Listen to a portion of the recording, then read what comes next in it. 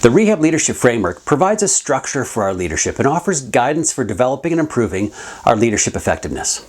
To learn more about this framework, go to rehableadership.com and click on the Rehab Leadership tab. Now, at the center of a person and our leadership performance lies our personal values and beliefs.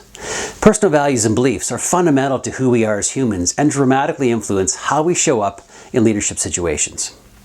Now, wrapping around our personal values and beliefs, the next key aspect of our leadership effectiveness is emotional intelligence, or the way in which we recognize, understand, and manage emotions in order to develop or maintain social relationships and cope with challenges. Now, have a look at the Rehab Leadership courses called Exploring Your Personal Values and Beliefs and The Emotionally Intelligent Leader in Rehabilitation to understand these concepts in greater detail. Now, together, personal values, beliefs, and emotional intelligence form the heart of leadership effectiveness and create a foundation upon which we can build practical leadership skills. Practical leadership skills such as developing teams or conflict management can only be successfully developed once a leader truly understands what she believes and values and then has acquired the social and emotional skills to create positive relationships with others. Now, our focus in this course is on the practical leadership skills involved in effective communication and rehabilitation. In this interactive and practical online course, we start things off by linking effective communication back to the Rehab Leadership Framework and show how these important leadership skills contribute to leadership overall in rehabilitation. Next, we define communication, review the communication process, consider the qualities of effective communication, and then explore the barriers to effective communication. From there, we focus on a key element of communication, and that is listening. We look at the types of listening, the stages of listening, the 8 unhealthy listening behaviors, signs of ineffective listening. We look at active listening and review some of the tips for becoming a great listener. Activity 1 guides the learner through a listening self-assessment and action planning process, focused on becoming a better listener.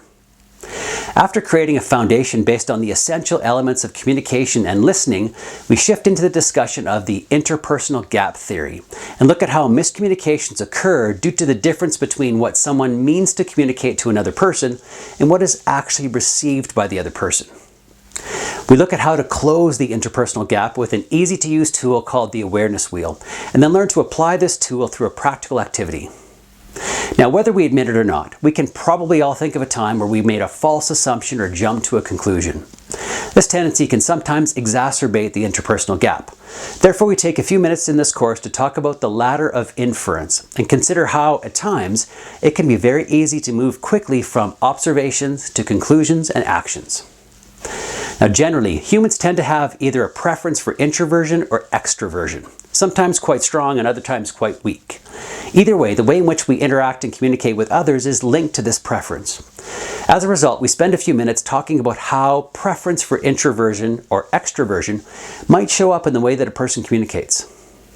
Now, we spend most of our time in the course talking about listening, perception, interpretation, and understanding. So near the end of the course, we dedicate some time to discussing the art of speaking. Now, finally, at the end, we bring it all together in 5 simple and practical tips for effectively communicating and offer some key resources for more information on becoming a top-notch communicator. Now, it's important to recognize that all elements of the Rehab Leadership model work together and none of them alone are sufficient to create an effective leader in rehabilitation. Leadership effectiveness is not achieved through an unfocused or disorganized approach where assorted elements of leadership are randomly explored without rhyme or reason. In order to optimize your leadership performance, first create a solid foundation of self with personal values, beliefs, and emotional intelligence. And then on that foundation, begin to build practical leadership skills, such as effective communication, and watch your leadership flourish. Well, that's the course in a nutshell. Let's get started with developing your effective communication skill set. See you soon.